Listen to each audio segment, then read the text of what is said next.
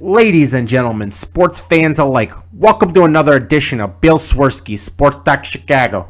One of the couple, two, three best podcasts around. So sit back, grab yourself a cold one and a Polish sausage, park your keister in the French room, and listen to Bill Swerski, Sports Talk Chicago. In Chicago, you know that all sports rock. The Bears, Hawks, Bulls, Cubs, and Sox. Pick your favorite, you can choose. As long as the Packers lose. For everything you need to know, it's Bill Swerski, Sports Talk Chicago. Bill Swerski, Sports Talk Chicago. Hey everybody, welcome to another edition of Bill Swerski Sports Talk Chicago. This is your hosts, Alex and Sean. On this episode, we are going to come with all the normal shenanigans and probably not as much sports excitement because there is still nothing going on. But before we get started, I still want to thank our sponsor, the Rockford Ice Hogs. If you're not familiar with the Rockford Ice Hogs, they're the AHL minor league affiliate of the Chicago Blackhawks. What does that mean for you? You get to see the Stars of tomorrow today at family-friendly, affordable prices. Season is done because of coronavirus, but that shouldn't stop you from heading on over to icehogs.com. Get yourself a hat, shirt, jersey, tickets, and more. Tell them Swerski Sports sent you. Alex, how are you doing, my friend? I'm hanging in there. How are you? I'm okay. We've got nice weather. Things are starting to open up slowly. But they are starting to open up, and can't complain too much. Well, we were very lucky this weekend to have such nice weather, and I think this is, in my opinion, this was weather-wise the nicest weekend we've had so far. It wasn't too hot, it wasn't too cool. My friends and I had a bonfire last night, and it got a little chillier last night, so the fire felt really, really good with that. Yeah, so last night, I like video games, but since my kid's been born, I just really haven't had time to sit down and play. And then when I knew we were going to be shut down with coronavirus, I picked up a bunch of games for my PS4, Nice. The older, cheaper ones, because I was like, I don't play them that much. So I got a bunch of games that were $20 and under. And, one of them was Jedi Fallen Order. Oh, very nice. And so last night I haven't played that in a couple weeks. I'm gonna play it. So I played a little bit, and then I was like, all right, I'm gonna play a little more. And my wife's like, you're on dog duty tonight. You gotta go take the dog for a walk. I'm like, okay, I'll take her as soon as I beat this one part. And it's like 1 a.m. at that point. I'm like, okay, so I take the dog for a walk, and I come back, and I'm like, you know what? I'm just going to play a little bit more. And then I beat the game at 3-something this morning. Oh, nice. So, did you get much sleep after that? No, because once my daughter's up, she decides everybody should be up. So I got jumped on at 7 a.m. Oh, so yeah, you are running on very little sleep, my friend. Yeah, it's college I could do this. I was like 4 hours sleep, no problem.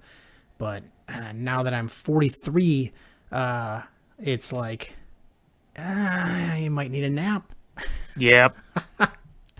Might need a nap today. Yeah, I went on a nice long bike ride today and yesterday too. So 2 bike rides in a row. And this afternoon, after I got back from that bike ride, I just crashed. Like, I just hit a wall. Yeah, luckily there's no children in your house to jump on you and wake you up. No, I can say that is something I am not experiencing just yet. But, one thing I did today, after that little nap, was I turned on NBC, and they had the Super Bowl from '85 on. I don't know if you knew that. I didn't. Yeah, and in between, commercials, because they kind of edited it a little bit, they had Dan Hampton and Mike Singletary being interviewed by a host. I don't know who the host was. I couldn't tell, but it was like a Zoom call basically, and the host would ask them questions about the team and their experiences. So it was cool because you got to watch the game on TV. And obviously, as we've talked about many times before, it was obviously an absolute laugher. I mean, it wasn't even close. The one touchdown the Bears gave up that entire postseason run was against like the second unit defense in garbage time. And I was just laughing when they got that last safety at the end to make it 46-10. And like they were just kind of like fist bumping each other and congratulating each other because like the second stringers were just getting in on the action in the Super Bowl. And everyone on the sideline, all the starters were just having a blast. It was fun to watch. And it was fun listening to Singletary and Hampton. But, you know, you watch that and you see just what a different era of football it was. Like, really. It really was. I mean, it was a lot different. You know, some ways now the game is a little better because it's, you know, the game is faster. They're more athletic. Much more athletic. But just the raw, like, I don't know, just violence of it was so much more prevalent than it was, you know, now. Yeah. Yeah, it's funny. I haven't watched the Super Bowl in a long time because I have a copy on VHS and I don't have a VHS player. I mean, I do, but it was my dad's before he passed away, and it's a DVD VHS combo, and we have a couple of those, yeah. And it doesn't play well. So I'm like, I should just yeah, I know you said that it's on YouTube. I haven't watched it yet, but yeah, it's probably a much better copy than my recorded from television VHS version. Yeah, because we have VHS's recordings of that Super Bowl, the NFC Championship game, and a couple of the Bulls championships. Like we have 92 on tape when they won the 92 championship, and you can find all that stuff on YouTube now. And if you watch it like on YouTube and you compare it to the old recorded VHS, it's quite the difference, like night and day. The only thing you're missing is some of the nostalgic commercials. Oh yeah, that's very true. Like you're like, man, this was commercials in 1985. Oof. Or you hear the nice buzzing when it's on that old tape. That's true. You do get the buzzing. And sounds like there's swarms of bees. And then, you know, on YouTube, you don't get the fun game of digging through VHS cassettes going, oh, I'm sure you've seen the meme. It's like a kid's birthday party or porn tape. Yeah. You just have like the recordable VHS tapes with, you know, a bunch of scratched off things written on a label. Yeah, my grandparents had a million of those. They had the Scotch. They'd be the Scotch tapes. Mm-hmm. They'd have like that little circle logo on it, and the box would usually be like orange and yellow, and again very nostalgic right there because you know I was born in 94. I'm 26 years old, and you know when I was a kid, taping things was still a thing. It was kind of coming to an end when I was in elementary school because it was early mid-2000s when DVDs became really the bigger form of video, but taping things was still a thing. And actually, I did tape the Hawks victory parade in 2010, and then a few years ago, taping no longer became possible. But you know what I'm trying to say is that it died out, but it wasn't that long ago when it was still a thing. Yeah, I read recently they the blank cassettes, they stopped making them just like not that long ago. Did they say exactly when? I thought it was last year. Was it? Wow. So somewhere out there, somebody was still making blank VHS tapes. Like some shady warehouse with some like business lord whose sport jacket is held together by like a gold chain in the middle, and he's got like puffs of chest hair sticking out, and he's got like a bunch of rings on his finger. He's like Fat Tony. Everything's velour. I will sell you my tapes. Oh my god! So I remember like going to the store as a kid, and you could just buy like 5-pack and 10 packs of blank tapes. Oh yeah, and then they each came with like the sticker pack, so you could, and like the good brands came with multiple stickers. So instead of just crossing it off what was on there, you could just put a new label. So sophisticated. Oh, I know. I'm sure I'm sure for like the fancy folks out there was like a template where you could put it in your printer and print it out. Yeah. Oh, I bet. But yeah, my family was there was the square label that went on the top of it, and then there was the thin rectangular one that went on the edge. And That's what we always used. yeah, we didn't use the flat top one. It was just like we don't have time to put 2 stickers on this blank tape. All you had to do was take a pen, like a black ballpoint pen, and you could just write it on the tape box. I mean, it's made of paper, so you don't really need the second label. The VHS tapes. They're coming back. Like, there's a lot of people that like watch like sci-fi and horror movies that are still VHS buffs. Well, I think we're going to get to a time where it's going to be like records where they become very collectible. But what's interesting is if you go to like a Goodwill or one of those resale shops, you can find a lot of like rare videotapes of like obscure movies or versions of TV shows or other movies that you wouldn't find so easily. Like there's a very rare version out there. I don't think it was ever put on DVD, but you obviously know King Kong, right? Mm-hmm. There is a rare VHS of it was released in 1989, where they colorized the movie. And again, very rare, but if you come across something like that, there's a lot of people that would want that type of thing because, that's not the only movie where a version is rare to find. I think it was a late 80s trend, or is this one company, they spent a lot of time colorizing famous old black and white movies. And they obviously put them on VHS at the time, so these VHSs are kind of rare. Yeah, there's a lot of horror movies that, Yes. sci-fi movies that only were VHS because they weren't popular enough to do like a DVD release.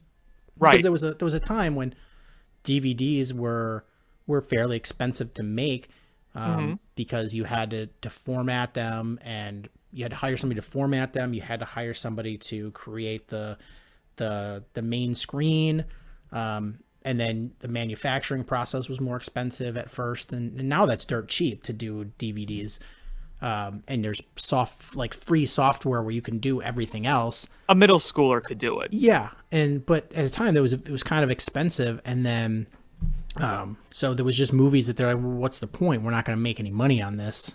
And then Blu-rays came along, and then the same thing. At first they were very expensive to format and to up resolution things, so just a lot of things, and they were just like, well, we never put it on DVD. What's the point of putting it on a Blu-ray? And VHS is really the only way to see those movies. Mm-hmm. Yeah, exactly. I think there's a lot of like old 1950s B movies that are only on VHS. Mm-hmm.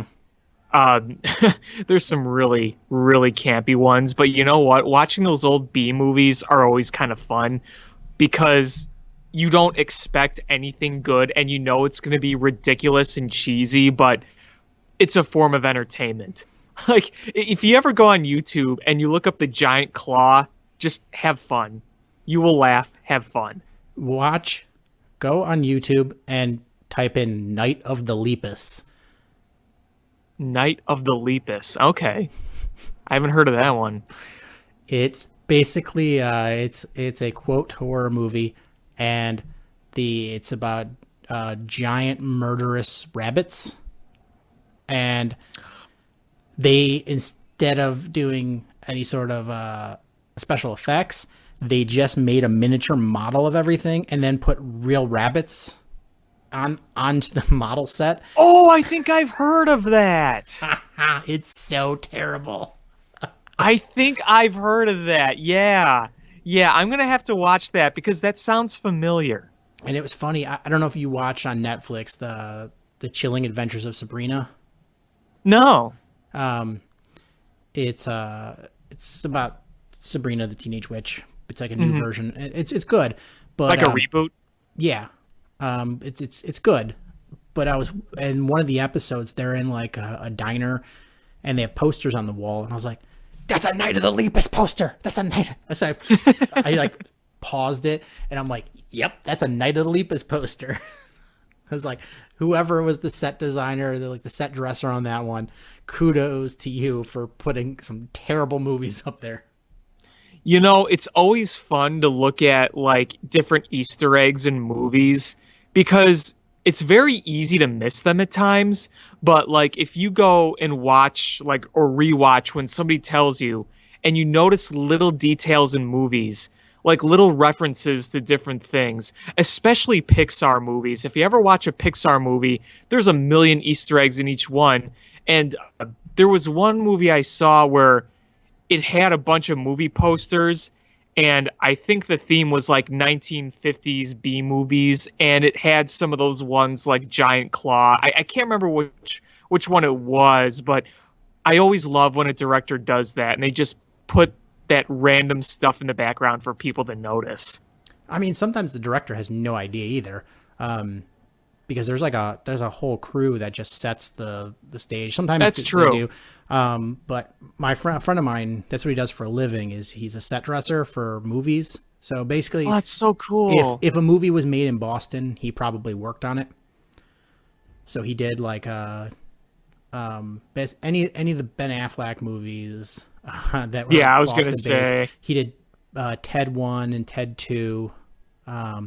He did the first season, or sorry, the first and second season of the Stephen King TV show on Hulu. So he does television as well. Yeah. So like, yeah, he does the, sets up the, the scene, puts all the props in and does the furniture and anything that's in the background or in the room, he sets it. That's really cool. It was funny because I met him because my wife makes movies, and we were on a shoestring budget with one, and she was shooting it in Boston, and she's like, I need people for a prison yard scene. So I was like, let me call up all the people I know that have neck tattoos in Boston. And so I had a bunch of people come out, and my one buddy's like, let me call some of my friends. So he brought some people out, and he brings this guy out, and he starts helping out. And he's like, yeah, this is what I do for a living. I'm just between movies right now. That's so cool. That's cool. That's really awesome. That sounds like a great gig. Yeah. Yeah. Cause he like, he works a ton when, he's on a shoot, but then he'll have a couple months off where he's just doing nothing, like right now. Yeah, I bet. Yeah. But he makes good money, so I can imagine. Yeah. So yeah, it's cool. He's like I've got a lot of things I got to take home. So I'm like, oh, that's cool. Yeah, some props. I know, and I'm like, next time you do. Like, let me know what the movies are. Like, I want some props if it's going to be a movie that's in my wheelhouse. Yeah, have him give you the prop first, and then you can watch the movie and see where it appears. Yeah. Like, make a little game of it. Because I saw a thing on TV about a guy who had, like, all these props from the original Jaws movie. And nice. And I'm like, oh my God, I would love to own, like, that's one of my favorite movies. I'm like, I would love, like, he has, like, the barrels that when they shot Jaws with the harpoon thing and had the barrels on it, he had the barrels. That's so cool. So it was like his basement was just full. It was like a display cases full of props. I go to San Diego Comic-Con every year. Well, not this year because coronavirus, but there's a company there that they auction off props from movies. Mm-hmm. And they usually do a big auction right after Comic-Con, like in late summer. And some of the big items, the big ticket items, they'll bring to Comic-Con and just put them in a display case. So, like, I've seen the actual movie slate, the clapper for Jaws. Nice. The actual golden idol that from Indiana Jones where he replaces it with the bag of sand. Really? The actual trap from the original Ghostbusters, the ghost trap. Oh, cool. So, like, it's just the actual pair of shoes that Michael J. Fox wore in Back to the Future. And the skateboard. It's cool they kept all this stuff. I know. And then Because, in the old days, they used to just destroy everything. Yeah, and then another year they had a guy there who was... He started a group to preserve those things. So he had some props there, and he's like, basically I have a giant warehouse in Southern California that just stores all this stuff because he's like, it's things that are otherwise just get destroyed. And he's like, I don't think it should get destroyed. And he's like, I don't know what to do with it. And he's like, I fundraised to pay for storage. And he's like, it just sits in a storage, so it's not destroyed. And he's like, I don't know what, he's like, I can't afford a museum or anything. But he had like the original head from like one of the early King Kong movies. Might have been the original one. And so like from one of the armatures? They had a giant head for like shots. And so I have a picture of myself with the King Kong head. Still exists? Yeah, so he's just got it.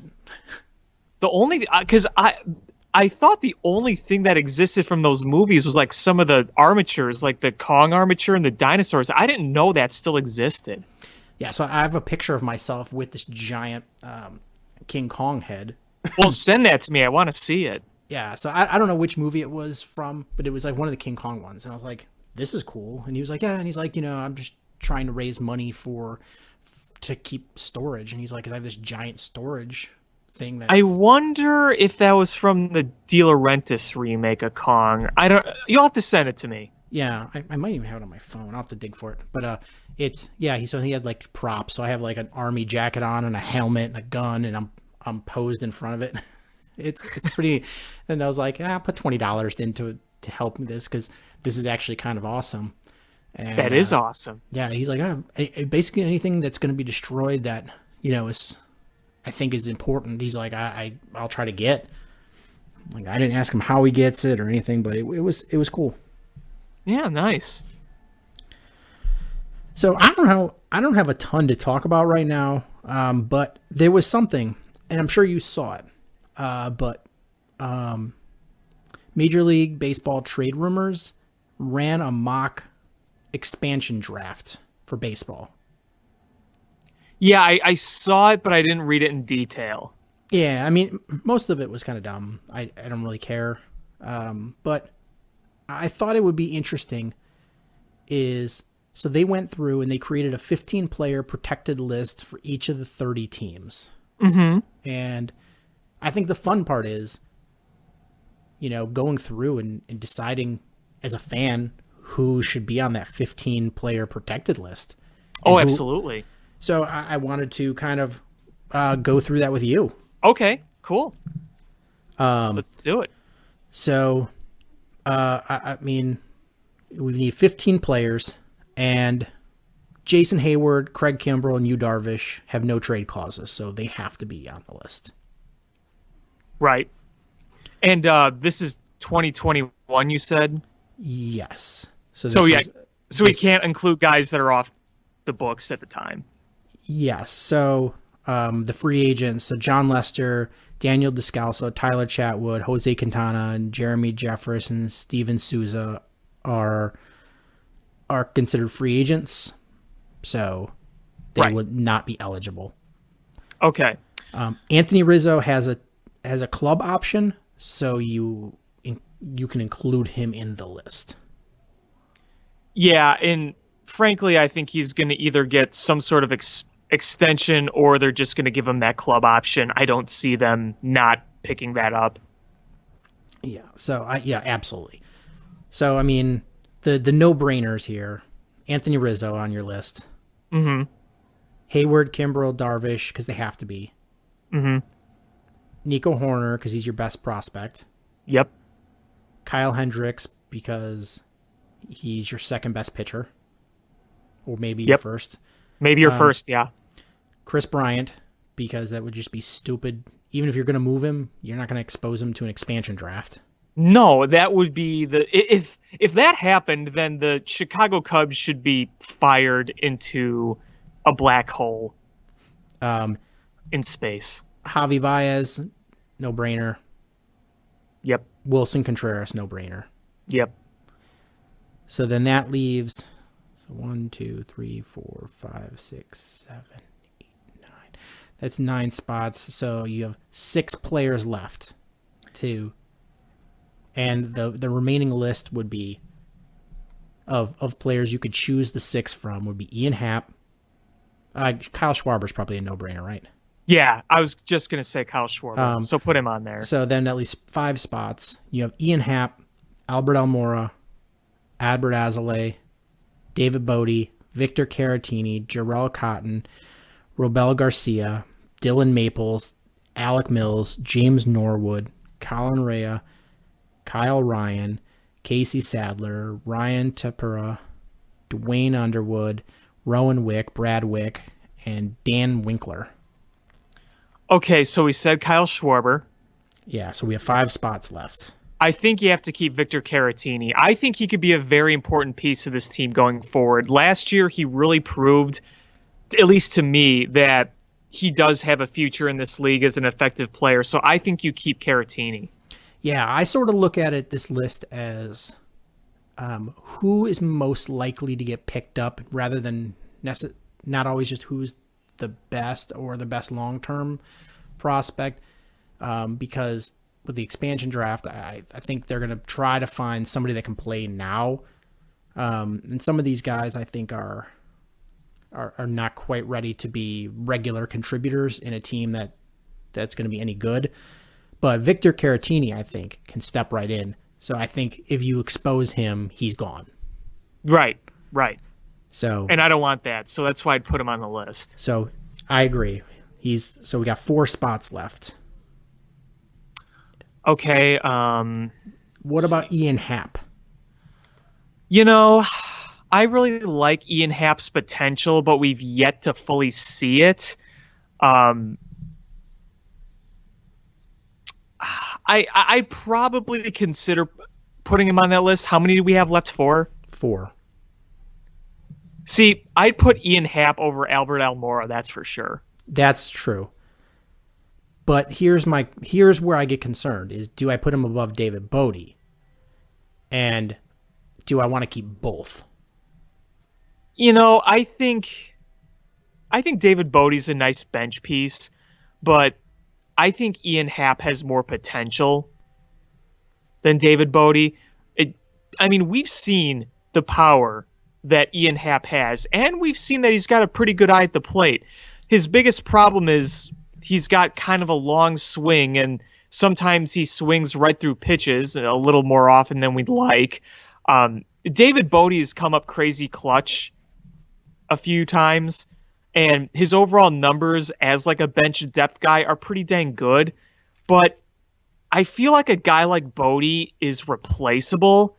And if Ian Happ reaches his potential and he gets, picked up and he ends up being a 30-plus homer guy that could have a 350-plus on-base percentage, I'd rather give away the good bench guy than someone with that kind of potential, even if we don't really know if he fully has that potential yet. And I think if either one of those guys would get taken in expansion drafts, I think, either one could be a starter on an expansion team. Whereas if you look at, a Jarrell Cotton, he probably maybe out of necessity starts, but not a caliber to have on your regular roster. Right. Whereas somebody, definitely Ian Happ, because he started for a playoff contending team. And Bodie is a regular contributor. So I say you have to keep at least one of them. And you're right, Ian Happ has the higher ceiling, and I don't think we've seen the ceiling for him. Right. So I'm going to go, if I had to choose between the two, I'm going to give that to Ian Happ. Okay. So wait, we're at 1, 2, 3,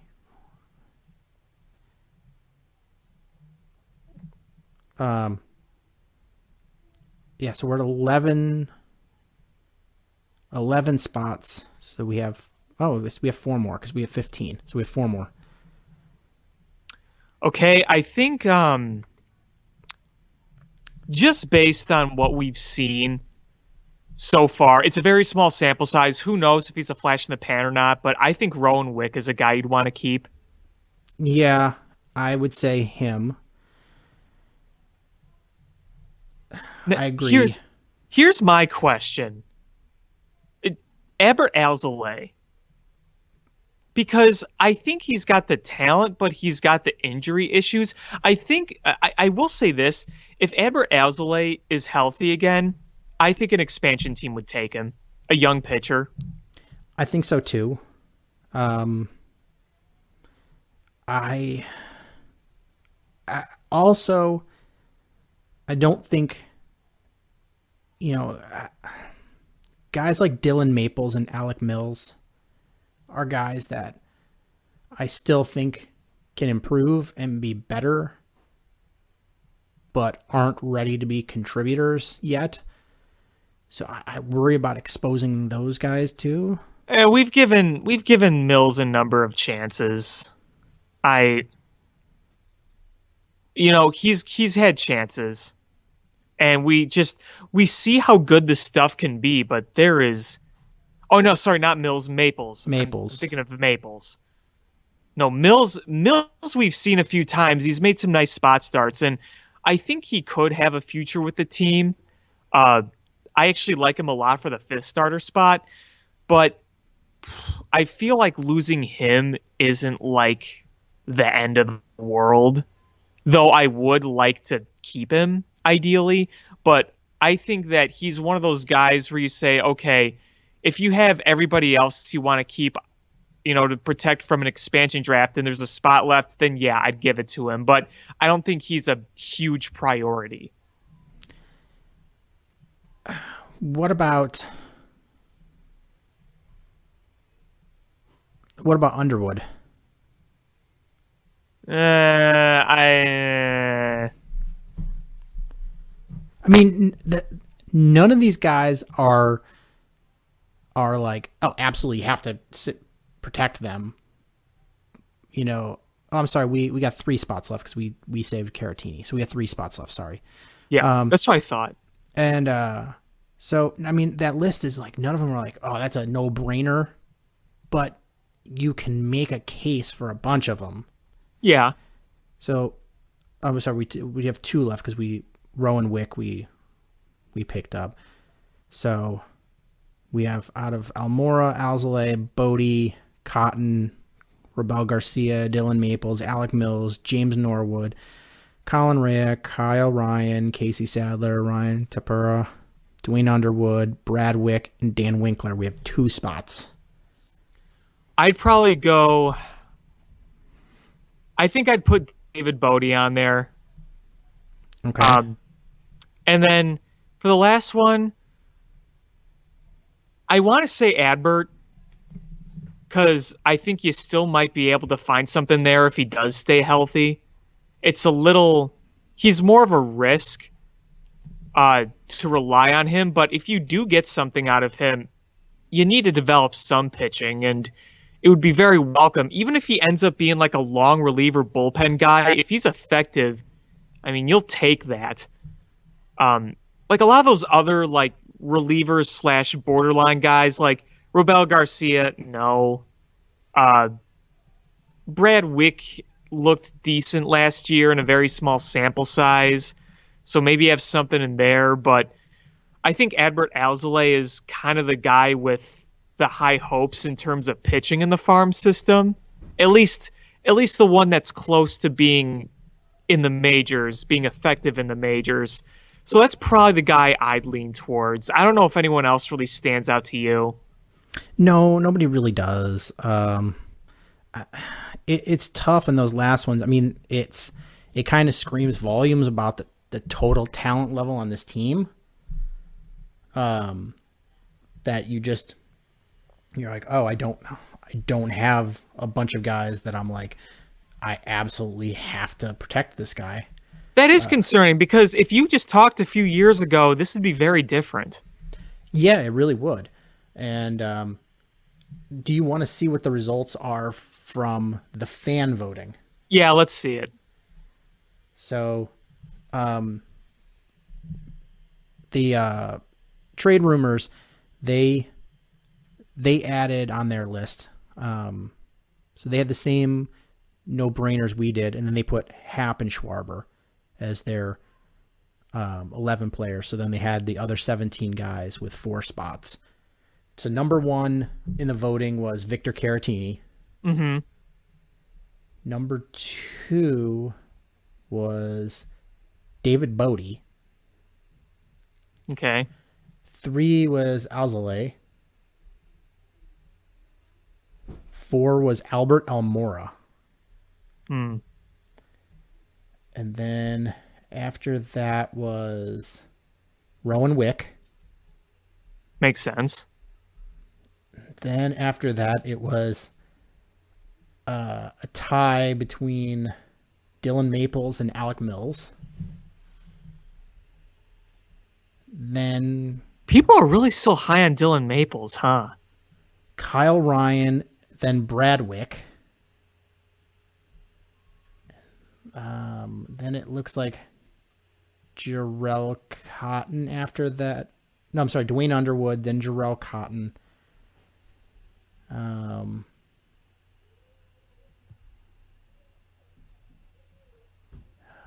Colin Rea and Robel Garcia. For some reason, they had Justin Steele on there. I know people like Justin Steele, so... But isn't he not on the team anymore? I thought he wasn't, but I'm not really sure.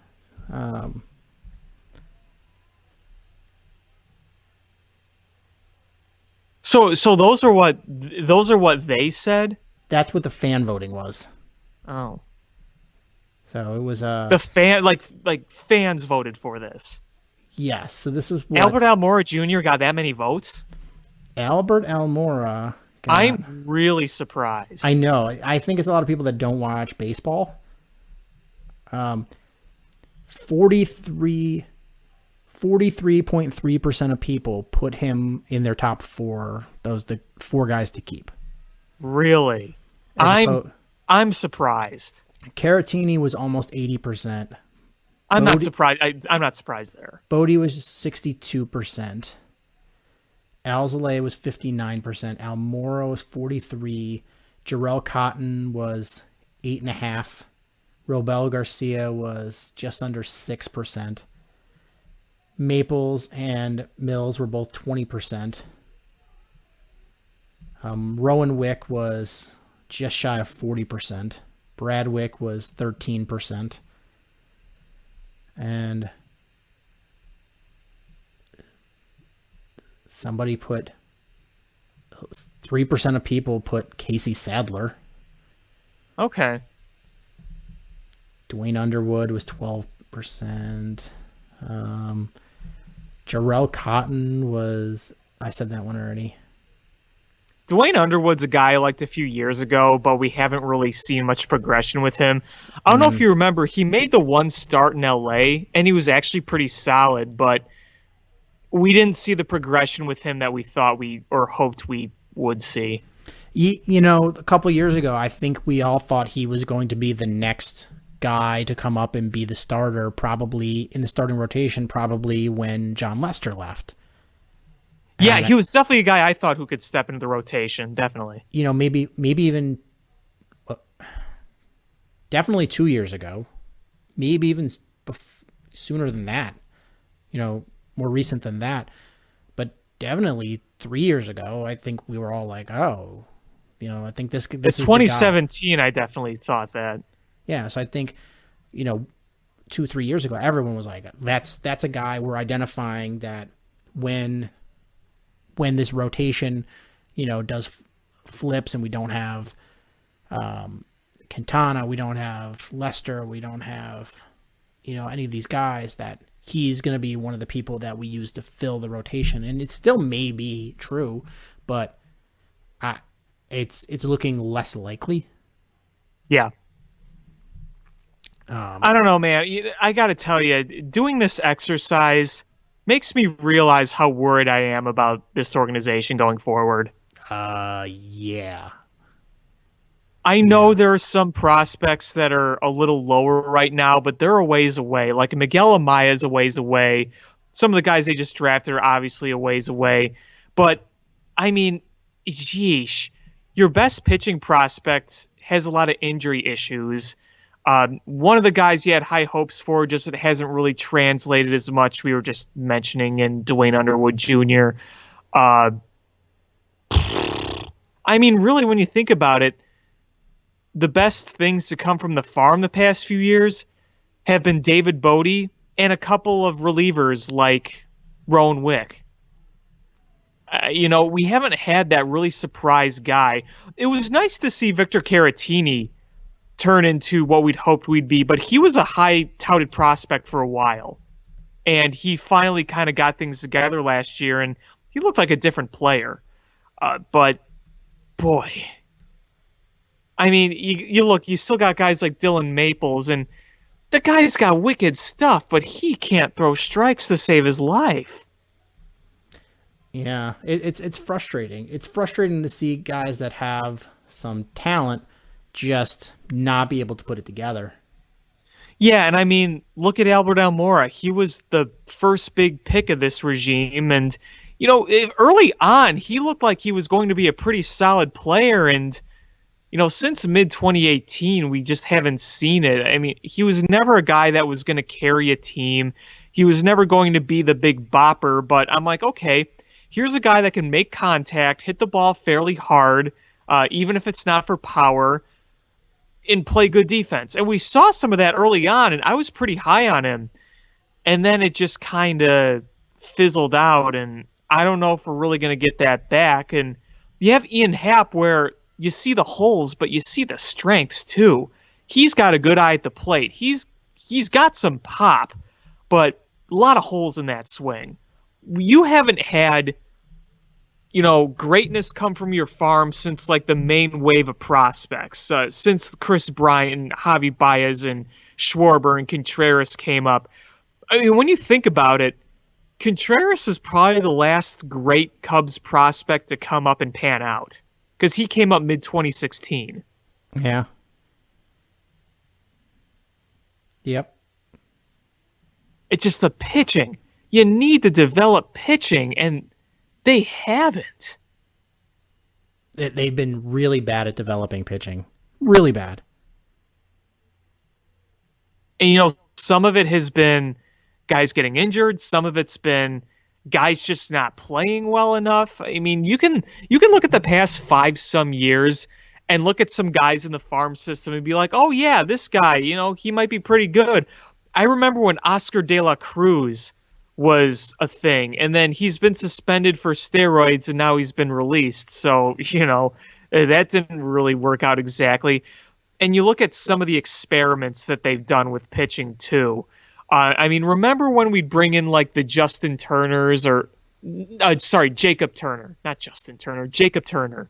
And you brought in, a couple of other young guys that just never really panned out. You thought Tyler Chatwood was going to be something because, he'd been in the league for a little bit, but he was still a fairly young guy when we got him. And you saw the potential with the movement on the pitches, which is very good, but you got to look at the location too. We thought, okay, he just needs to get out of Coors Field and play in front of a better defense. He's a ground ball pitcher, but last year he had a nice run in the bullpen, but you were hoping to get a solid 5th starter out of him. And, at most you've had a good long reliever, but as a starter, it has not been good at all. Kyle Hendricks has been probably the best developmental story in terms of pitching, and he wasn't even drafted by the Cubs. Yeah, they traded for him. Right. So Dwayne Underwood is not in MLB.com's top 30 Cubs prospects. Was it? He was before a few years ago, wasn't he? Yeah, absolutely. He was towards the top. Yeah. So here's Bleacher Nation's top 10. They only list the top 10 prospects for the Cubs. Uh-huh. Number 1, Brennan Davis. Yep. 2, Miguel Amaya. Makes sense. 3, Nico Horner. Uh-huh. 4, Braylon Marquez. Mm-hmm. 5, Ryan Jensen. 6, Corey Abbott. Okay. Yeah. 7, Adbert Alzolay. 8, Chase Trump. 9, Cole Roederer. And 10, Cole Franklin. And here's MLBs. And these are both from 2020. Mm-hmm. Number 1, Nico Horner. And 2, Braylon Marquez, who's only advanced A. He's a ways away from the majors. Yeah, I mean, the stuff looks good. He's a lefty, but he's a ways away. So is Miguel Amaya. Right. Well, he's at least double A. So, I mean... He's higher, yes, but he's still a ways away, in my opinion. Especially if we're not gonna have a season this year and you need more time to develop him, then, that's going to change too. 3, Brennan Davis. Again, single A. And 4, Miguel Amaya. And they put their ETAs of when these guys will be on the Major League squad. They actually have Braylon Marquez for 2021. Really that fast? Unless they're expecting the Cubs to be real bad. Well, there's the possibility of that. Yeah, there is. And I also think if we don't have a season this year, that's going to change. Probably. Brennan Davis, who they expect for 2022. That makes sense, yeah. Miguel Amaya, number 4 for 2021. Mm-hmm. Cole Roederer, he's in single A, number 5, and they expect him 2022. Adbert Alzolay, triple A, they expect him this year. Cole Franklin, single A, 2022. Ryan Jensen, single A, short A, 2022. Chase Trump, single A, 2022. Christopher Morel, single A, 2022. Corey Abbott, single A, this year. Riley Thompson, single A, 2022. Pedro Martinez, short A, 2023. Wow, he's making a comeback. Awesome.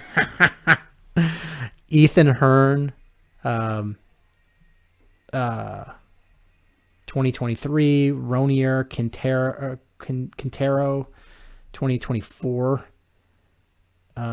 Giovanni Cruz, 2023. Chris Clark, 2022. Michael McAveen, 2022. Zach Short, they said this year. Yeah, he's been on the spring Triple. training roster. Yeah. Richard Gallardo, 2023. They have Justin Steele on here, 2021. Tyson Miller, 2020. Yeah, I thought Justin Steele was a guy that a lot of people liked. James Norwood, 2020. Kevin Made, 2024.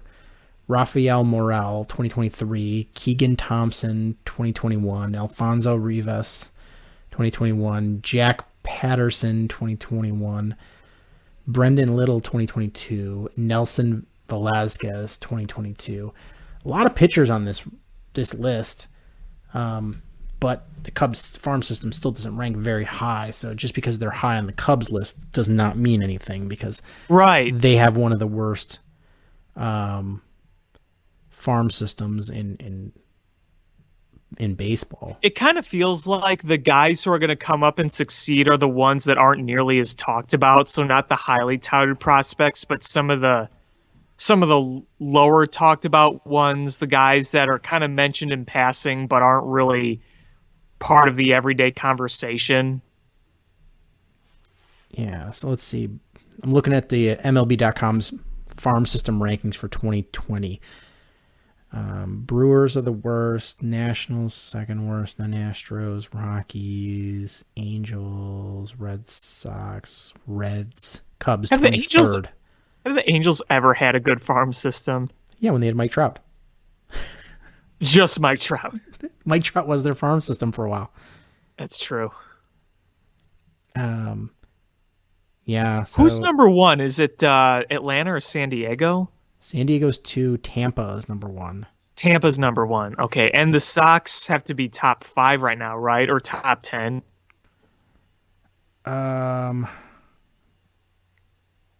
Though a lot of their guys, are the majors. So yeah. So they're 11.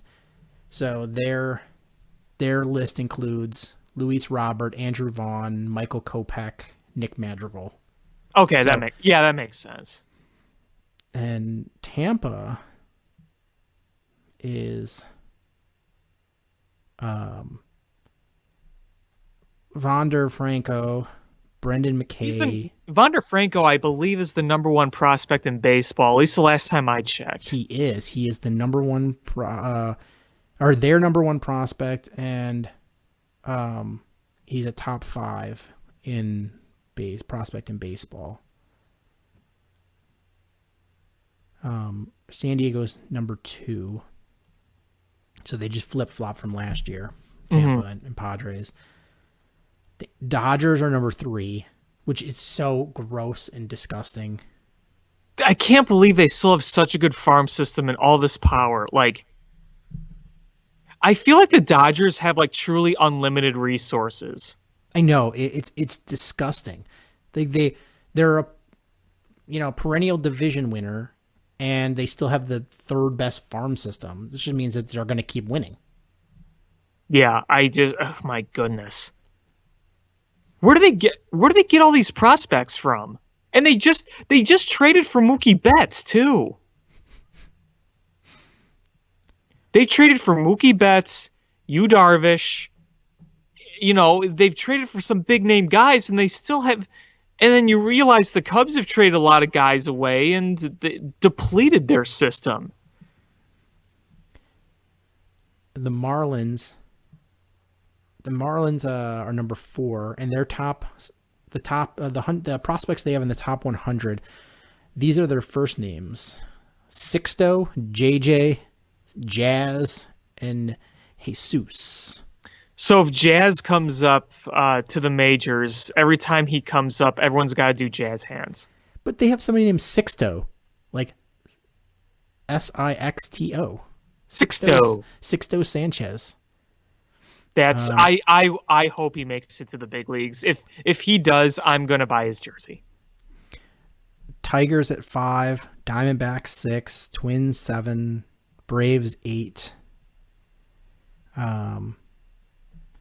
Yeah, the Tigers have been building their farm system. They got that one kid, Mize, I think his name is. He's really good. Which team? The Tigers? Tigers, yeah. Yeah, they got Casey Mize, who's the number 7 in the top 100 list. Yeah. They have Matt Manning's 24 in the 100, Riley Green 31, and Tariq Skubal number 46.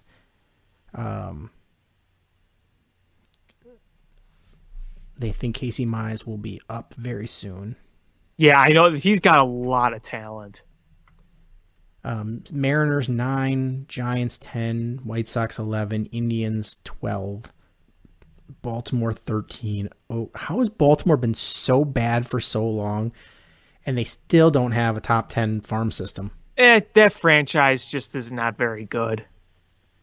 That's kind of embarrassing. I mean, the past 30 some years for the Orioles have been, because they last won a World Series in 1983. Somewhere, yeah. It must have been 83. And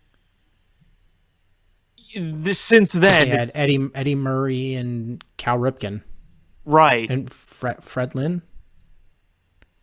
I mean, my entire life growing up, outside of like 2 years in the 2010s, the Orioles have always just been bad. And that division doesn't help them at all. No, being trapped with the Yankees, the Red Sox. How many times have we seen where the Yankees or Red Sox go to Baltimore and the place is all Red Sox or Yankees fans? Too bad, because that beautiful stadium goes to waste. Yeah, the Camden Yards is a great place to see a baseball game. It's consistently voted one of the best. It's a really nice park. And as a kid growing up, my favorite player in baseball was always Cal Ripken. Mm-hmm. And so the Orioles were a team I liked in the American League. And so it just sucked because they were just so bad. Yeah. But at least they have a really nice stadium. It's a nice place to see a baseball game. Baltimore's got some really, really great baseball history, and it's just too bad that the franchise has been so bad for them for a while. Because, the few years they were good, 7-8 years ago, whenever it was fun to see them good again. I think it's good for baseball if the Orioles are good. I just think there's a lot of underappreciated history in Baltimore when it comes to baseball. Baseball needs the Orioles to be good and to bring the Expos back. Bring back the Spos. Just build them an actual stadium and not that toilet bowl, puke-covered thing that they used to play in. That was a terrible stadium. That's why the crowds were so low. The location in the stadium was bad. I guarantee you, if they had gone through with the new stadium that they wanted to build, they'd still be in Montreal. So here's the thing. Does baseball need to expand and add more teams? No. But do we need the Expos? Yes.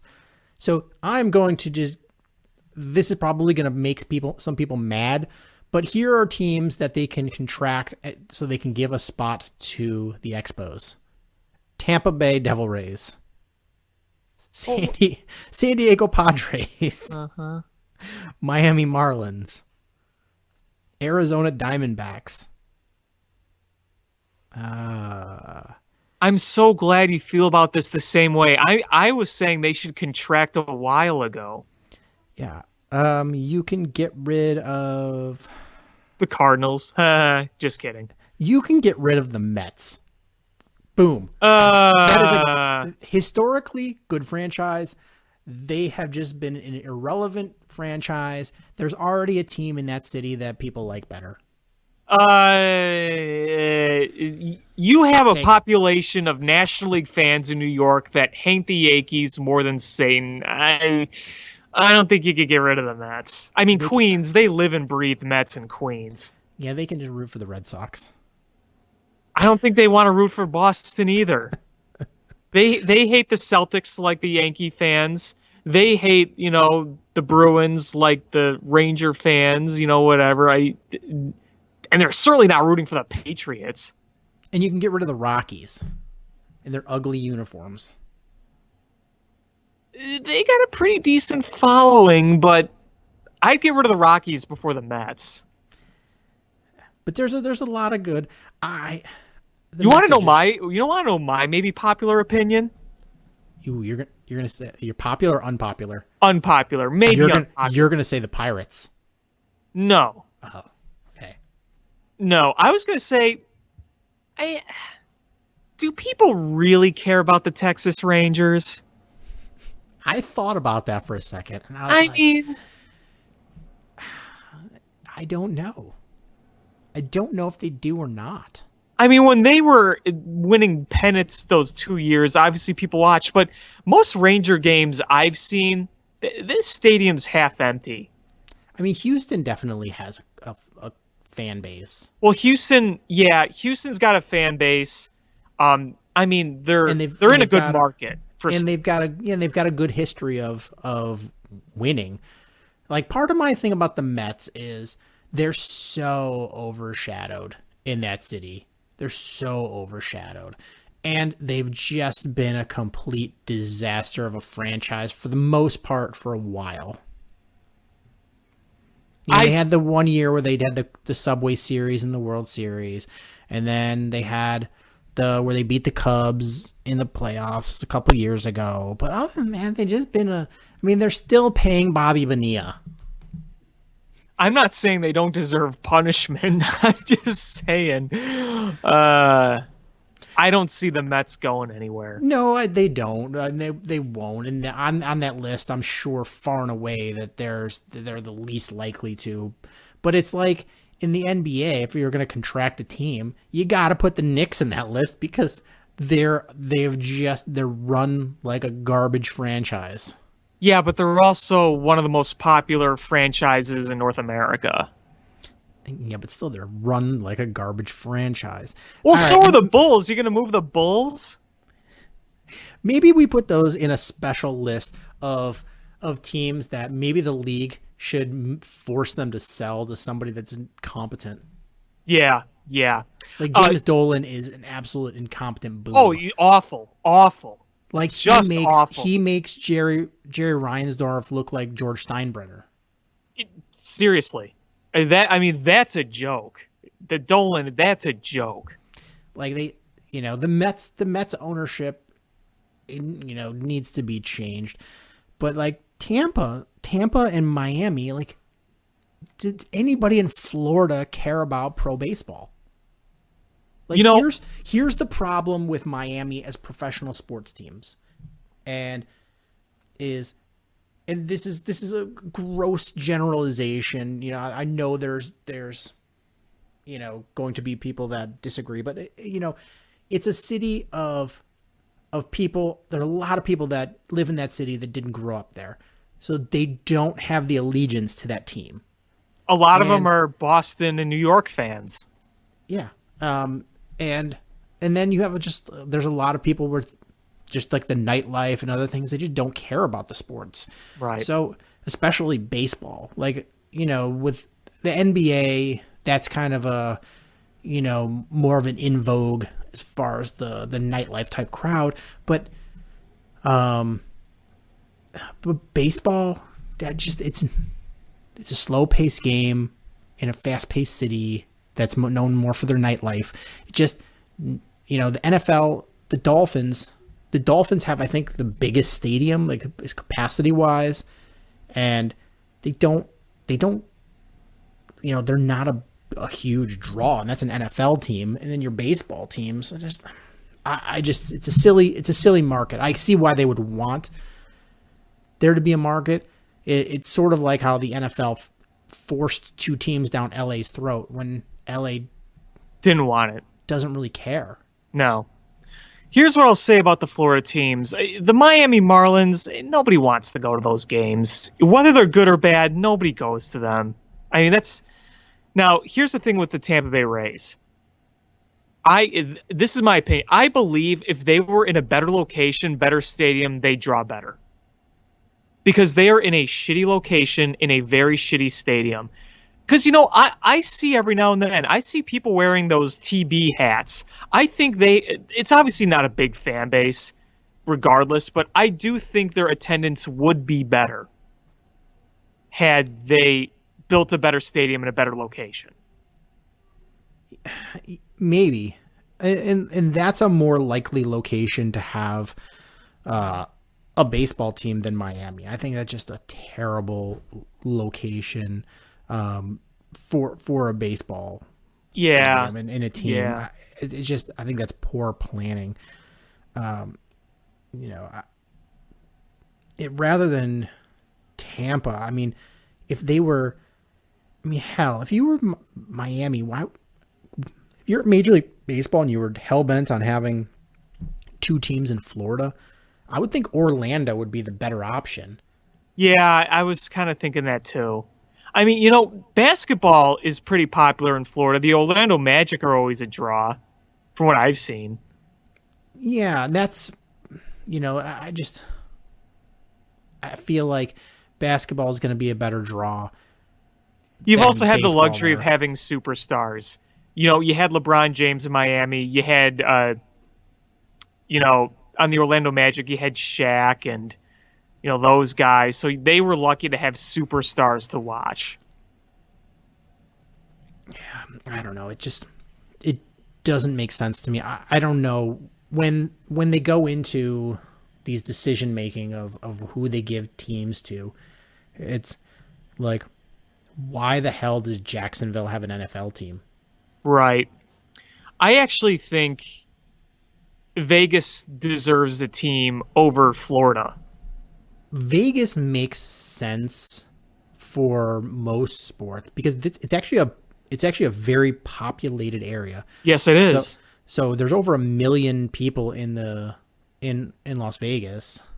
There's not a ton of cities in the United States that have 1 million people. There's 1 million people, and the traffic in and out of that city, even for the weekend, for short trips, is astronomical. Mm-hmm. And a lot of things it used to just be the casinos. You went and gambled, but now there's a lot more nightlife. There's a lot more restaurants and shows and other things to do, and you add sports in there.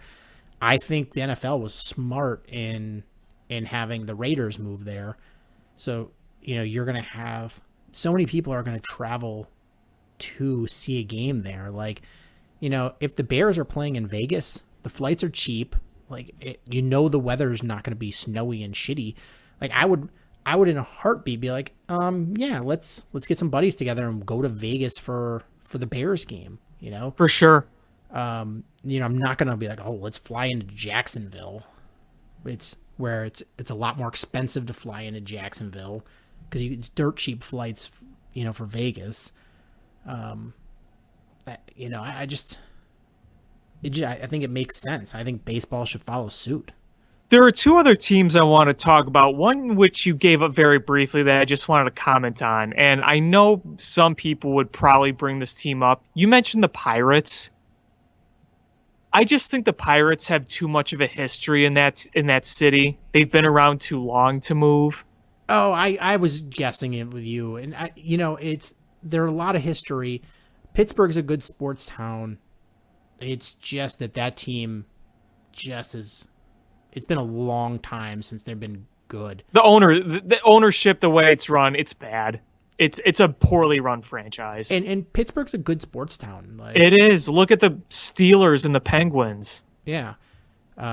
So, I think it's good to have a baseball team there. I just think they haven't been. When was the last time they were consistently good? When they had Barry Bonds and Bobby Bonilla? Yeah, I mean they haven't been in a position to win a pennant in like almost 30 years. So it's frustrating, and then you look and they're not that good of a pro team, and they're middle of the pack as far as the minor league squads, the farm system rankings. They're 15th. Yeah. And their top guy is the 39th in the top 100. Here's the other team I wanted to ask about. I go back and forth on this one. The Seattle Mariners. Here's the thing. They've had virtually no success in my lifetime. I mean, I was a young kid in 2001 when they had the powerhouse 116 win team, but they didn't win anything. In the late 90s, early 2000s, they were competing for the playoffs. They had some great seasons. They had Ken Griffey Jr. They had the unit for a while, but again, they never actually won anything. And now they currently have the longest playoff drought in professional sports. And I mean, their games, they do draw some people there, but it's not like they're selling out every game. They have a pretty nice looking stadium, and obviously they embrace the Seahawks. They've already lost the pro team in the Supersonics. I kind of go back and forth on that one because I know like Ken Griffey Jr. is a big figure there and very historic in sports in that city. And Ichiro Suzuki is another one. And they're kind of a worldwide brand when you think about it because of that, like especially with Ichiro. So I think moving them would be kind of hard, but at the same time, are the Mariners going to be widely missed in Seattle? I think some would, but they haven't done much in like 2+ decades. So let's see. Where did they rank last year? They drew 1.79 million fans. which is towards the bottom, but Yeah. it's not bottom third. Right. It's like I said, they're not Miami Marlins bad, but they're not like Wrigley Field, Fenway Park, Yankee Stadium, Dodger Stadium type draws. Dodger Stadium is crazy. I went there for a Cubs game. I was in Temecula, California, and with my ex, and we drove from Temecula to Los Angeles to see a Dodgers game. It's a hard stadium to find. It's like up on a hill In a ravine. It's in a toilet bowl, but it's not like a nice stadium, but it was just jam packed on a weeknight. It was just jam packed. It was crazy. I'm used to going to Wrigley, which is crazy, but Dodger Stadium's bigger, and it was just like the same madhouseness. Yeah, well, LA. Their attendance numbers, they just missed 4 million people. It's a huge stadium. Yeah, it's got all those decks and everything.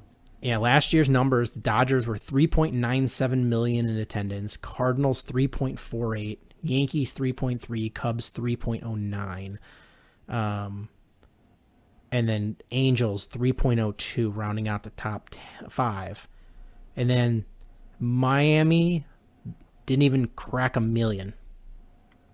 Yikes. Here's the teams that didn't crack 1.5 million fans.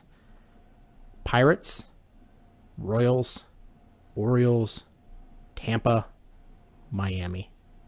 None of those are surprising. The White Sox hit 1.63. Yeah, and that'll go up as the years go by, obviously, when their team's going to be better. Here's my thing, though, about if you were to take away a team from Seattle, there's that whole Pacific Northwest area. They don't have a lot of sports teams in that entire area. Portland has the Trailblazers. Yeah, and that's So a big team. So you look in that entire region of multiple states. Let's see, is they just one basketball team, right? Just Portland. Now, yeah, when the Sonics are gone. There's no hockey unless you go into Canada.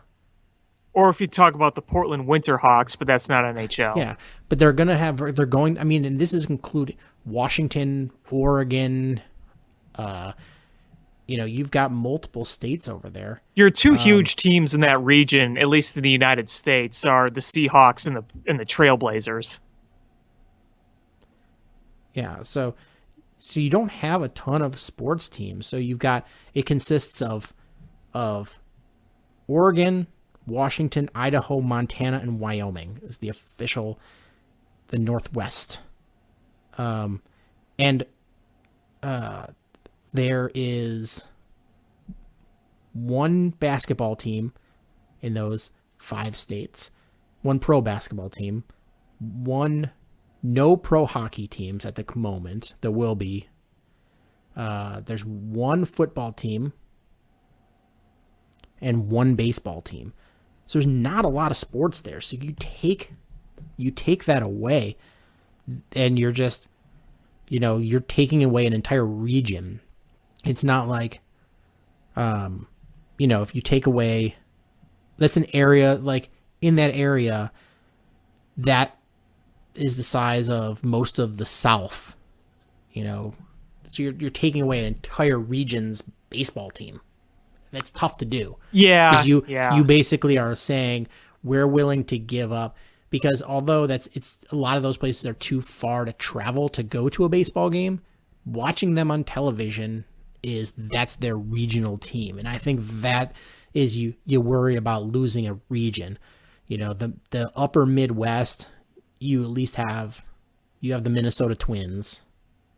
And the lower Midwest, you've got the Cubs, the Sox, the Brewers, the Cardinals, The Reds.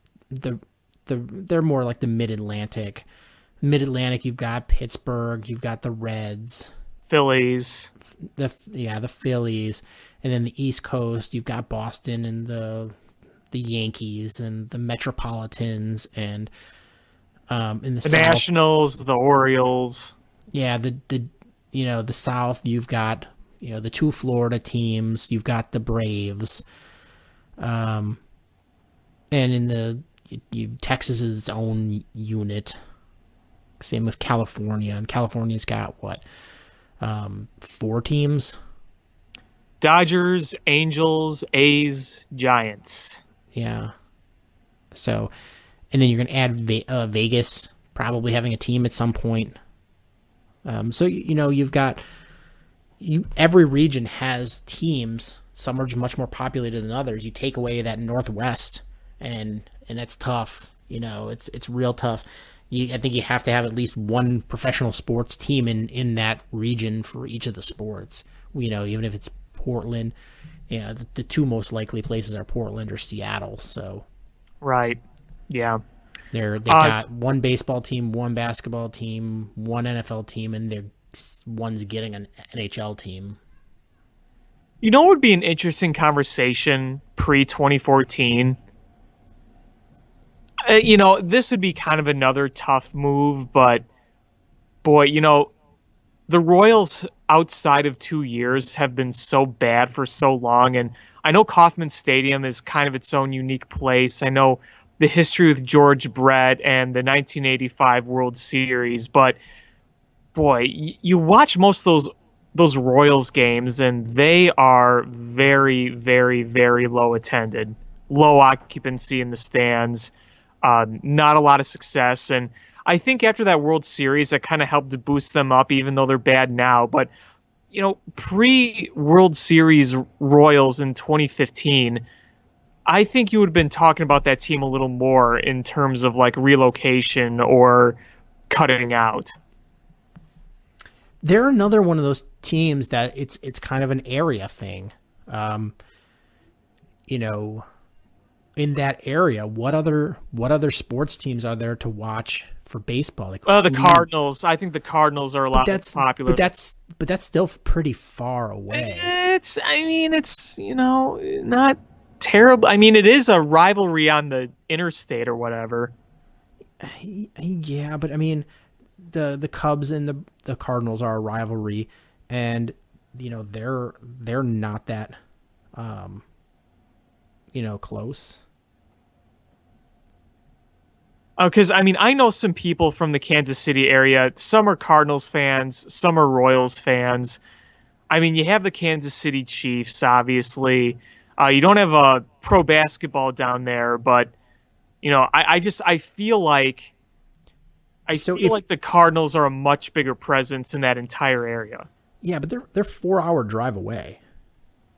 So, like, if you are in like the southern part of South Dakota or Nebraska or probably the eastern 2/3 of Kansas or the upper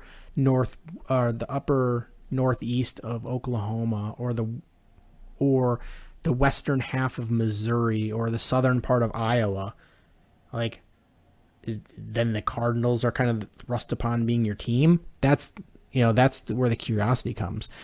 Like, the Cardinals have a long history of success, so they're good year in, year out. Yeah, like I don't know, like regionally, like where does I just try to find a map of like what is Tennessee and Alabama, Arkansas, Mississippi? Who did they like? Braves. Who is it? Braves? I think there's a lot of Braves down there. Yeah, like my one friend from Alabama, he's a diehard Braves fan. Because because remember they were on TBS all those years. Yeah, but that's Atlanta's so far from like Mississippi. But where in Mississippi would you put a team? I'm not saying that. I just don't know where those teams, because there's a lot of people in Iowa that are Cubs fans because there's the Iowa Cubs and that's what they got on television, things like that. Well, that's kind of the case with the Braves for all those years in Mississippi and Alabama. Yeah, because they were on national TV for a number of years, and when they had Maddox and Glavine and John Smoltz, I've always said that the Braves have a bigger following around the country than they actually do in Atlanta. So the Braves, I'm looking. The Braves are the most popular team in Alabama, Mississippi. Then they only list the teams for the states that don't have a team. So Alabama, Mississippi, North Carolina, South Carolina, and Tennessee. Braves are the number one team. Yeah. The Mariners are the number one team in Alaska, Idaho, Montana, and Oregon. Cardinals are the number one team in Arkansas. The Red Sox are the number one team in Connecticut, Maine, New Hampshire, Rhode Island, and Vermont. The Reds are the number one team in Indiana and Kentucky. The Royals are the number one team in Kansas and Nebraska. The Dodgers are the number one team in Nevada and Utah. The Rangers are number one in New Mexico and Oklahoma. That's interesting. Twins are number one in both the Dakotas. Not surprising. Phillies are number one in Delaware. Not surprising. Nationals in Virginia. The Giants are number one team in Hawaii. Wonder why that would be. Cubs are number one in Iowa. Not surprising at all. Yeah. Astros number one in Louisiana. Not surprising. Yankees number one in New Jersey. Not surprising. Pirates in West Virginia. And the Rockies in Wyoming. So all of these just make sense. Like none of them. And I think when you look at either expanding or contracting, I think you have to take into consideration, like, are you taking away, are we putting something where there's a fan hungry base, not just in that city, but in that region for television ratings? Mm-hmm. So it's it's a tough thing to consider here. The Cardinals are the second most popular team in 7 different states to lead the league, followed by the Cubs with 6. And the Cubs make sense because they only list the team. Well, they only list the teams or the states that don't have a city or have a team. So, basically of the region. I mean, Wisconsin has a team, Michigan has a team. So you've got like Indiana and Iowa. Right. It makes sense. In Indiana, they said is the Reds. So Iowa, Cubs. Yeah, makes sense.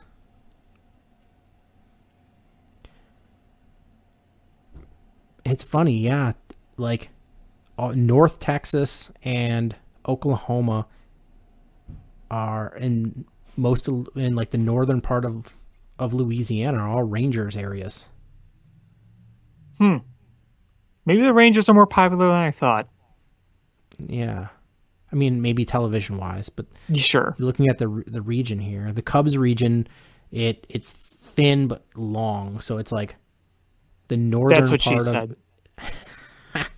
It's basically the north half of Illinois and a big chunk of Iowa, which another big part is the Royals. And then the northern part of Indiana, and then the southwest part of Michigan.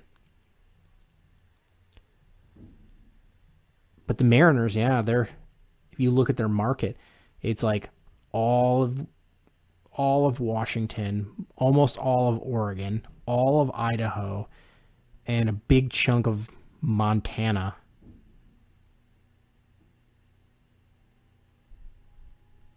It's like the Mets are not number one anywhere. You are really, really going after that Mets thing, aren't you? I hate the Mets. I don't know why. I just like I since I was a little kid just hated the Mets. if you say Mets in front of Sean, he will Bills fan puke all over you. And he can't help it. It's just a natural reaction. If you look in your mirror and you say New York Mets 3 times, I appear in your mirror barfing all over myself. Just like you're just sitting there with like the hand cupped over your mouth, and it's just like the Bills fan. Oh, I'm looking at the most popular NFL teams by state, and why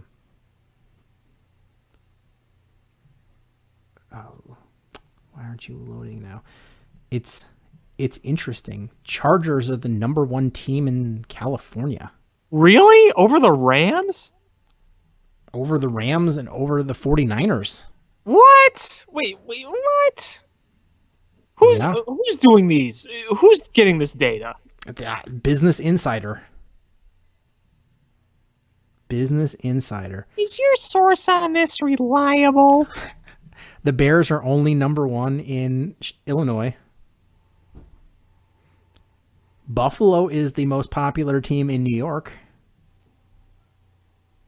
This seems off. Dallas is number 1 in most of the South. I mean, that makes sense. The entire Midwest, Kansas City. So, Missouri, Kansas. Well, in those Iowa, surrounding states, they're really the only team there. Seattle, number 1 in that whole, the Wyoming, Idaho, Oregon, Washington. But yeah, poor Bears, just that one state. No. Now the Blackhawks, they got a big market there. They're the most popular team in Indiana, Wisconsin, Iowa, and Illinois. Yeah, I was gonna guess all of those. I mean, Wisconsin and Indiana, they don't have, or you said Iowa, right? Yeah. Yeah, I mean, they don't have professional NHL teams, and the Do you know resurgence helped. Do you know what the most popular NHL team in Alaska is? Okay, it's probably gonna be something really weird, isn't it? Is it? I'll give you a hint. Okay. They suck. Thanks for narrowing that down. Vancouver. I know they don't suck, but I'll give you a hint. Another hint. We all chant that they suck. wait, the Red Wings. Yes. The Red Wings are the most popular in Detroit, huh? Or in Alaska. In Alaska. Oh. Seattle Seahawks are the number 1 NFL team in Alaska. Well, that makes sense. That makes sense. But I guess Detroit, they like the Russian 5 up there.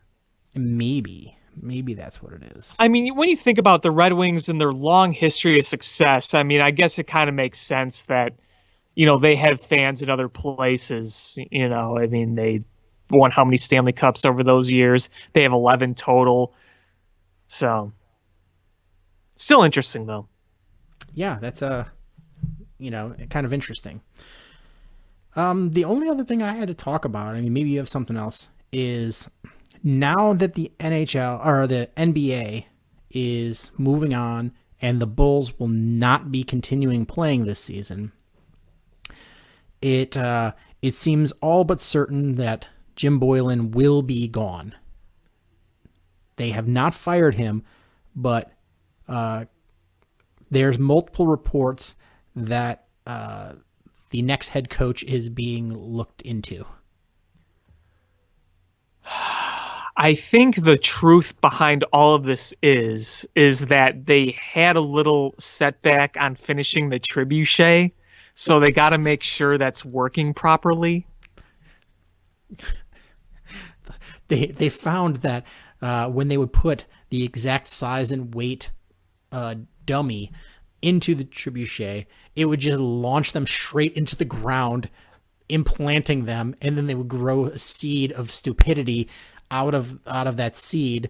And they were like, well, we don't want this. We don't want to implant him more. We want to launch him into another state or into the lake. And so they've gone on to plan B, which is a novelty-sized cannon. Science with Sean. The trebuchet launches into the ground, and the person sprouts seeds, which grow. Yes. So we were on novelty cannon, and they are just perfecting the angle that they need to launch to get him to go the furthest. Yeah, well, I mean, you gotta do what you gotta do. I know there's always growing worry as time goes on and there's nothing, but I say this to myself over and over and over. Look at the guy Arturas Karnisovas is. He's not gonna stoop down to that level. He did not build the reputation that he has by stooping down to that level. You know? I mean, the truth of the matter is that a cannonball is a perfectly evenly weighted distribution into a ball, whereas Jim Boylen is person-shaped and top-heavy. So they just really got to do some calculations and get that worked out to get him to launch correctly. There was also a source saying that that Artie had convinced one of the top guys in the organization, it might have been Michael Reinsdorf, to help with the calculations, and he accidentally hired a flat earther, so they couldn't get the right calculations with the curvature of the earth. So that was another drawback. Again, that's just a rumor I heard. He asked Michael Reinsdorf to look into it, and he literally stuck his face into the cannon and got shot. And he had like his nose was on the back of his head, and then he had like black soot all over like out of a cartoon, like Donald the Duck. Three Stooges or something. It's like Donald Duck when he looked into the gun barrel. Yeah, Bill was on backwards. Exactly. So they were like, when I meant look into it, I didn't literally mean to stick your face into the cannon. Oh, you want to take a look? Not literally. Not literally. He's realizing how incompetent everybody around him is. But the rumor is that the leading candidate is the Sixers assistant coach. I'm going to butcher this name, Ime Udoka. I think that's how you pronounce it. And AK's quote is, "Coaching in this league is very difficult. To make a decision about coaching is really hard. It's probably the hardest thing for executives. So I look at a lot of aspects. I've had numerous conversations. That said, I'd like to be in the building, to be in the practices, to be around the coaching staff and meetings. We're looking forward to getting in the video room together, analyze games, to watch games together, talking to players and coaches. Obviously, everyone is disappointed with the results last year.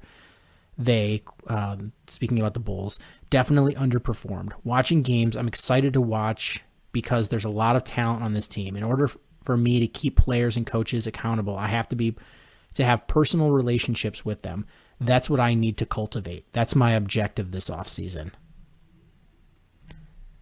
Not to have a plant in the room to report back to them, not to punch coaches in the face, not to have yes men as your head coach, to actually build an organization where there's accountability, where everyone is working together for the common goal and has a responsibility and is accountable for their mistakes and their, what they don't do right.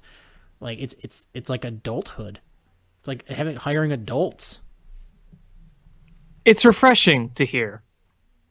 It really is. Yeah. I feel like even if things don't go as well as they want, I feel like you're going to see growth and learning from those mistakes. Because there's always going to be setbacks. Even great organizations have setbacks, whether it's injury or took a chance on a wrong player or somebody just didn't work out. But you see them learn from those mistakes and improve, and you don't see those with the Bulls, with the prior front office staff and administration. I feel like if you see things not going well under AK, you're going to see the changes. Like, we're not going to stick by and just repeat the same mistakes over and over.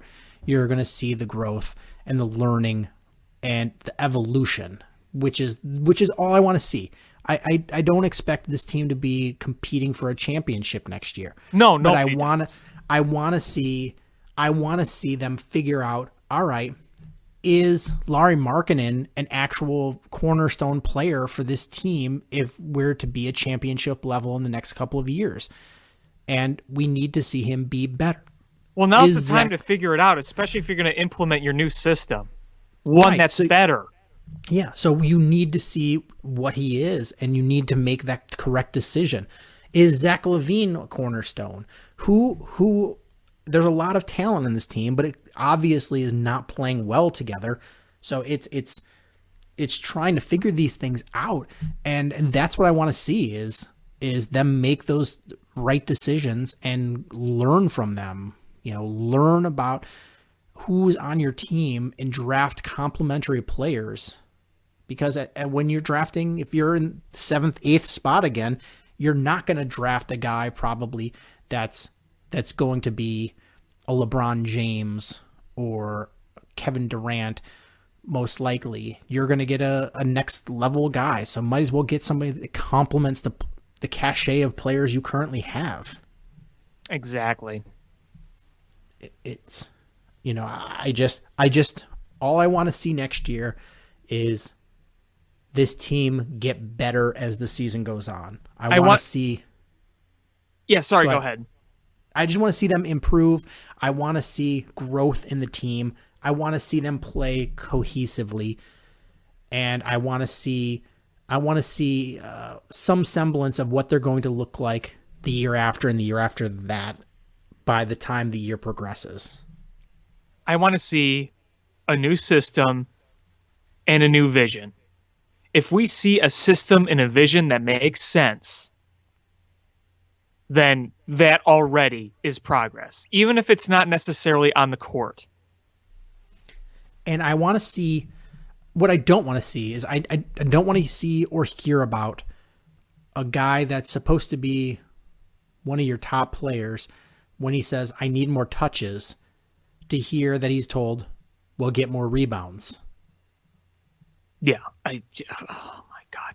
I looked up Jim Boylen on YouTube. You know what the first thing that pops up is? Hopefully it's a clown putting his makeup on. It's 10 minutes of Jim Boylen being in all caps, clown for the Chicago Bulls. The third video is Zach LaVine mad at Jim Boylen saying, I have fucking 40 points, Bulls versus OKC. And then right below that, Zach LaVine extremely pissed at worst NBA coach Jim Boylen for calling timeout down 25 with 1:04 left. And then, right under that, Jim Boylen refuses to call a timeout for an injured Gafford, so Rick Carlisle calls for a foul. I remember that. What a fucking stupid event that was. It's embarrassing. It's honestly embarrassing. Jim Boylen calls a timeout as Archie DiNagomo is about to score on a layup.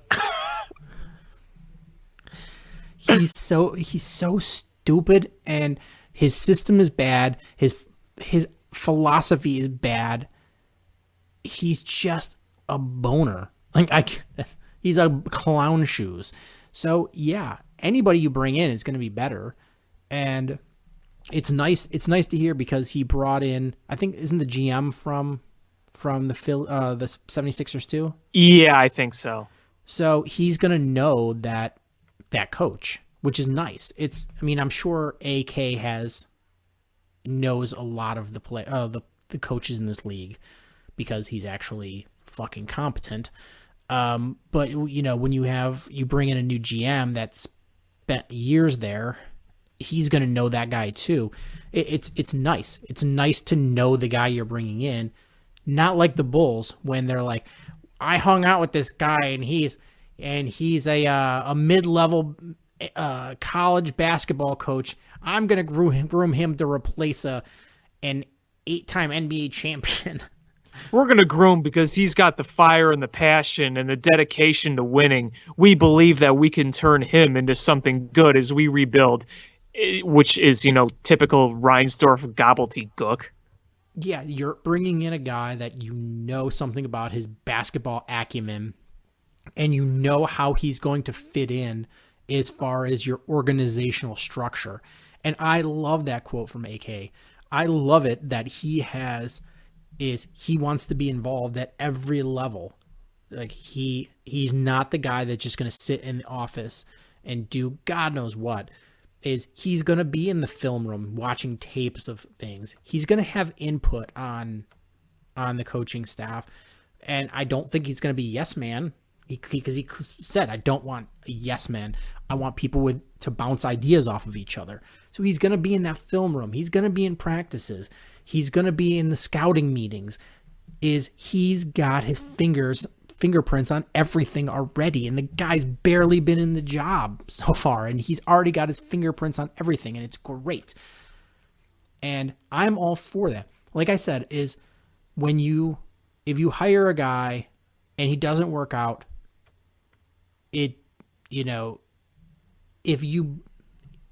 that's a possibility. Anytime you hire somebody, it may not work out.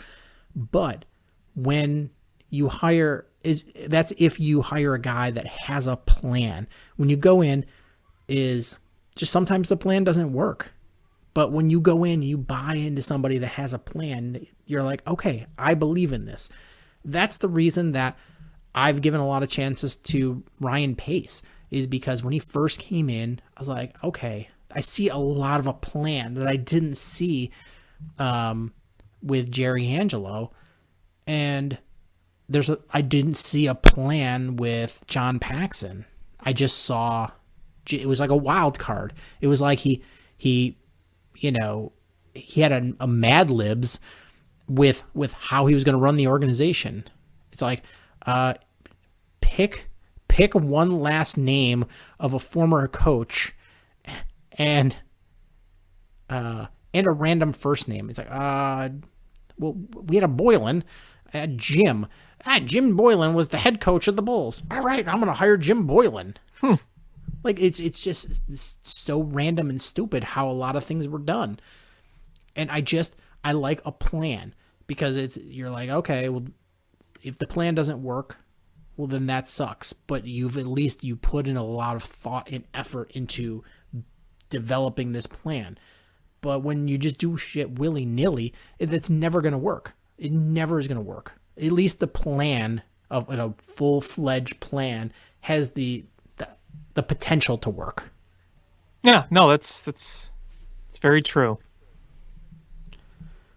Do you have anything else you want to talk about? No, I think I've said my piece. Yeah, there's really, really not a lot going on. No.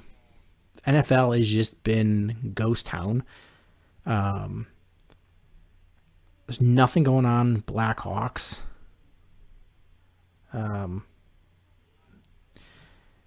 And we talked baseball and hockey. So, yeah, I guess that's going to do it. I guess that's going to do it for this episode of Bill Swerski Sports Talk Chicago. I want to thank everybody so much for listening. Please hit subscribe however you listen to podcasts, whether it's iTunes, Stitcher, YouTube, TuneIn app, Google Play, Spotify. Follow us on social media at ShyFanPat1, at Swerski Sports, SwerskiSports.com, Facebook.com/Swerski Sports. Share this podcast with your friends. That's how we grow the show. Thank you guys so much for listening again. And until next time, bear down. Cubs win! What a lucky break! The good Lord wants the Cubs to win! We thank Ditka and God for all they have provided. Cubs win! Cubs win! Cubs win! Oh, I don't want her, you can have her, she's a Packer fan. She can't fit in my van. And she looks like number New Yorkers. Smoking crack is not legal on the plains. Bears 31 to -7. The Bears! Oh, when the Bears go bearing down.